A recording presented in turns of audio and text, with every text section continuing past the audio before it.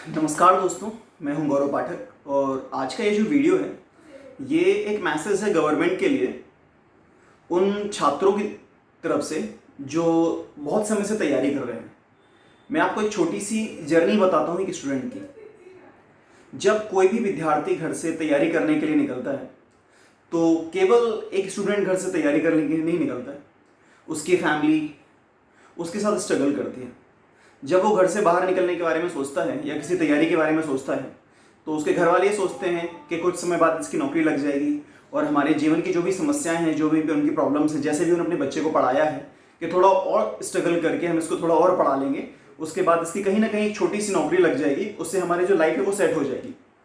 बहुत ज़्यादा उनकी डिमांड्स नहीं है, ना ही वो आपसे बहुत ज़्यादा बड़ी चीज़ मांग रहे हैं। वो केवल आपसे इतनी सी चीज़ मांग रहे हैं, उनकी प्रतिभा को देखकर, उनके योग्यता के अनुसार उन्हें एक छोटी सी नौकरी मिल जाए जिससे वो अपने माँ बाप को पाल सकें, जिससे वो अपनी ज़िंदगी में आगे बढ़ सकें।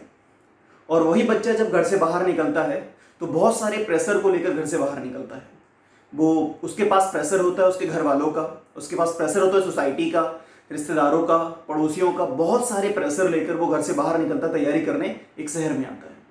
जब वो किसी शहर में पहुंचता है तैयारी करने और जब लोगों से मिलता है, बड़ी बड़ी कोचिंगें देखता है, बड़ी बड़ी बिल्डिंग्स देखता है और फिर भी वो अपने घर वालों को बताता है कि इतनी इतनी फीस हमें भरनी पड़ेगी, तो उसके माँ बाप सोचते हैं कि ठीक है, एक बार हम कुछ मेहनत कर लेंगे, थोड़ा बहुत कुछ बेच भी देंगे और जैसे तैसे हम इसको तैयारी करा लेंगे।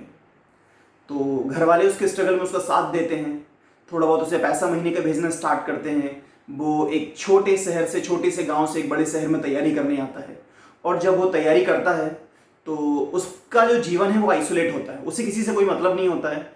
शहर में बड़े आदमियों के बच्चों को देखता है, वो देखता है कि इनके पास कार है, इनके पास गाड़ी है, इनके पास बड़े बड़े मोबाइल हैं। वो एक अपनी छोटी सी ज़िंदगी में खुश रहता है और वो तैयारी करते रहता है, तैयारी करते रहता है, पढ़ता है, मेहनत करता है। उसके घर वालों फ़ोन करते हैं, उसके रिश्तेदार फ़ोन करते हैं, बेटा तुम्हारा कब सिलेक्शन होगा।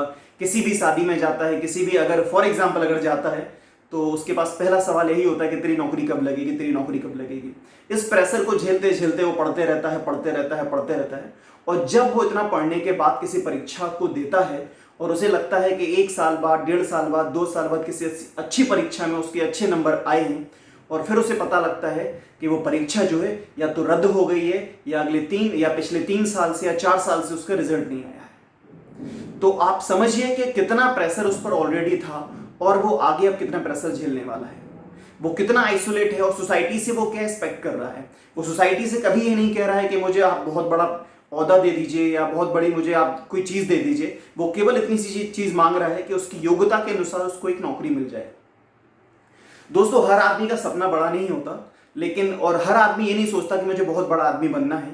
कुछ लोग केवल अपनी ईमानदारी और अपने एक छोटे से जीवन में ही खुश रहना चाहते हैं, लेकिन अगर आप उसे उतना भी नहीं रहने देंगे तो वो जो व्यक्ति है फिर वही व्यक्ति आगे चल के भगत सिंह जैसी सोच में बदल जाता है। तो मेरे ख्याल से सरकार को ये चीज़ समझनी चाहिए। सबसे बड़ी समस्या तो ये है कि बहुत सारे लोगों को तो ये नहीं पता है, जैसे एसएससी का जो भी एक आंदोलन चल रहा है, रेलवे वाले स्टूडेंट्स अपने आंदोलन के लिए लड़ रहे हैं, उन्हें बहुत सारे लोगों को ये नहीं पता है। आप मुझे बता दीजिए किस सांसद, किस मंत्री या किसी बहुत बड़े किसी विधायक का लड़का जो है वो या एसएससी या बैंक या कांस्टेबल की तैयारी कर रहा हो या रेलवे की तैयारी कर रहा हो। नहीं करते साहब वो तैयारी।